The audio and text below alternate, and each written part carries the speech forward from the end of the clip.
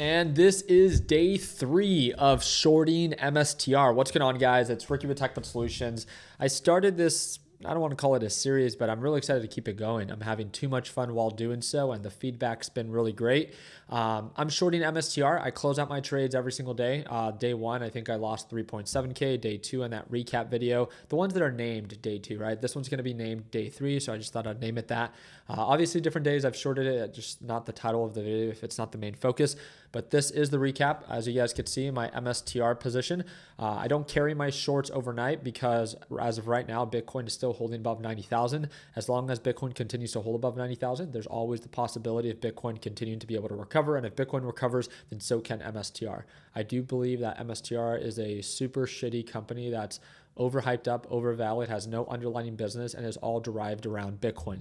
Now, with that being said, anything that's hyped up, just like we've seen with GameStop, as long as it's still relevant, as long as it still has the capability of pumping, it's still a dangerous stock, which is why I don't carry those positions overnight. Unlike those bag holders that have been holding MSTR from $548 per share all the way down to $300 per share, I actually know how to take profits. Again, all jokes aside, it's the fact, right? My job is to get in, get out, make my money, and bounce, not overcomplicate it. And that's exactly what we did today. So day 3, according to the short, left myself with my one lucky share. As you guys can see, no carrying of a short overnight. 9.1K is what I made off of MSTR. It was very simple in today's live trading session. I trade live every single morning. I don't do call outs. I don't suggest for people to trade the stocks that I do. I just go live every single day. A lot of beginners learn best by watching other people do, and that's the whole value behind our live sessions. If you ever want to tune on in, it's the second link in the description down below, and you can watch me trade live. I think it breaks down to like $1 a day. With that being said, market open, it was getting retraced here by that moving average, and every time that it would sell off, I would cover my short. It would rip back up. I would open short. And again, these are shorting MSTR with shares. I don't trade options. Options are too risky. I don't want to add that extra layer of risk with a super risky stock like MSTR. I short it with shares. And again, I explained that in LPP. It came back to retest. I added more to my short and it would rip down. You might be like, okay, well, how is it that you made as much as you did? That rip down is 4%. This is a crazy concept. It's super innovative, right? It's called taking profits. So when you open up a short and then it sells off and it's approaching a previous support range, my job's not to be perfect. I don't know where the bottom of a stock is going to be. My job is just to take profits where it makes sense. And based off previous patterns, it made sense here. It wasn't a perfect exit. I got out a little bit early, but guess what? Without being perfect, I still walked away with 9.1K.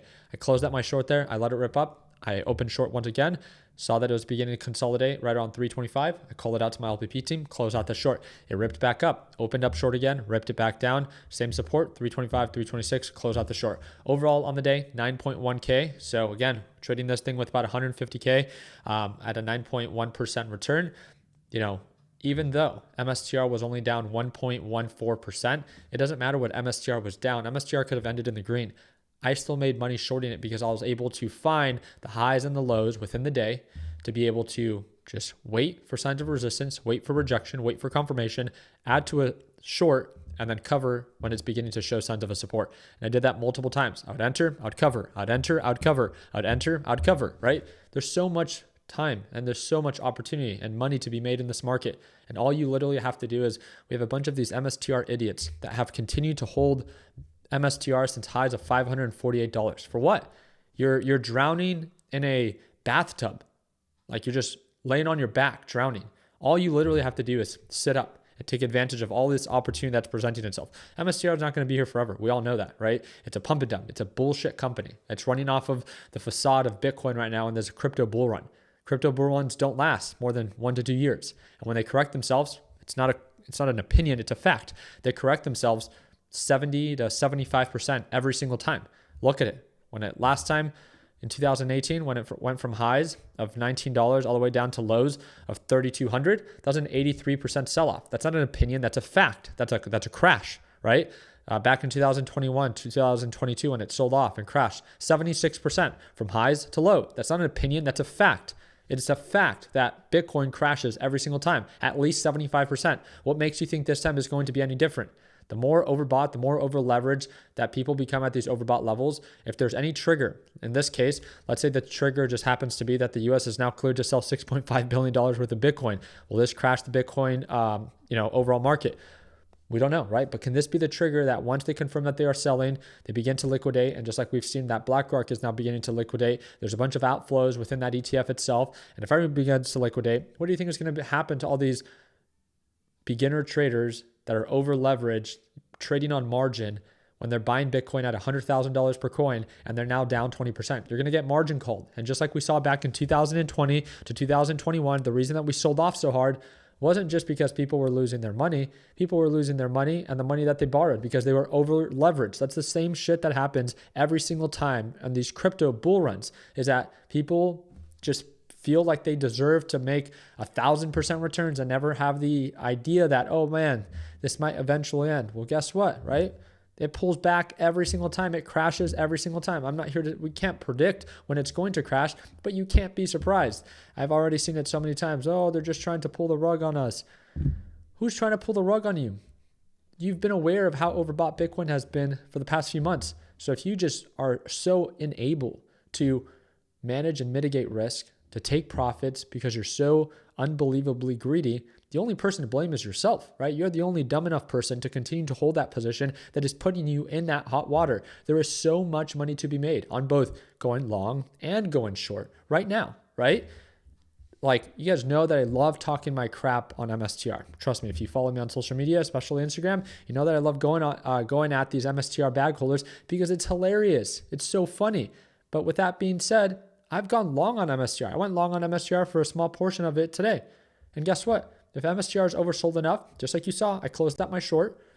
If it begins to recover, I'll go long on it. I'll partake on the rally. I don't discriminate. My job is to make money and bounce. I don't care if that's long. I don't care if that's short. But in the meanwhile, I'm also going to talk my crap when I see an overhyped up piece of shit company like MSTR because it hurts bag holders and it offends them. And I love it. It's just, it's hilarious, right? Because it points out the flaws. If you were so confident that MSTR was going to succeed, you wouldn't be so naturally offended and in my comment section complaining about your inability to know this thing has to skyrocket. There's two sides to every opportunity, and that has to make sense to you.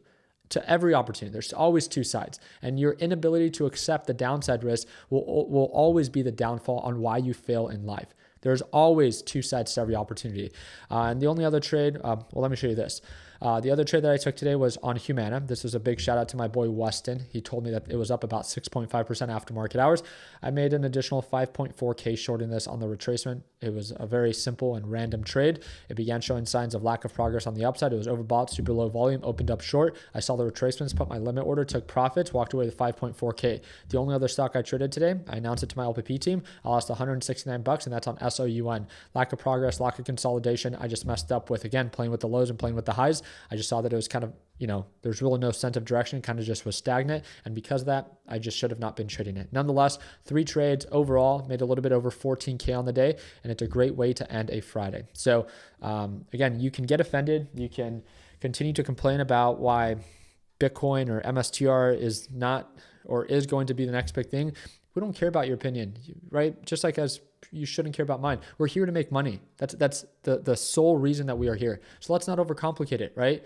It is our job to take advantage of the highs and our job to take advantage of the lows. It is a fact. Bitcoin is showing signs of weakness. It is a fact that if Bitcoin now follows through with this trigger of the U.S. government now being approved through the DOJ to sell $6.5 billion worth of Bitcoin, that could spark a trigger to cause crypto to continue to sell off, which will then be a domino and ripple effect that possibly will lead to a massive sell-off due to a bunch of traders being margin called, right? Because they don't have the money in their accounts to be able to cover their current down position that they are going to be down. So I'm very excited to follow up. I feel like we're in such a unique time, such a unique opportunity to be able to take advantage of these super lucrative plays.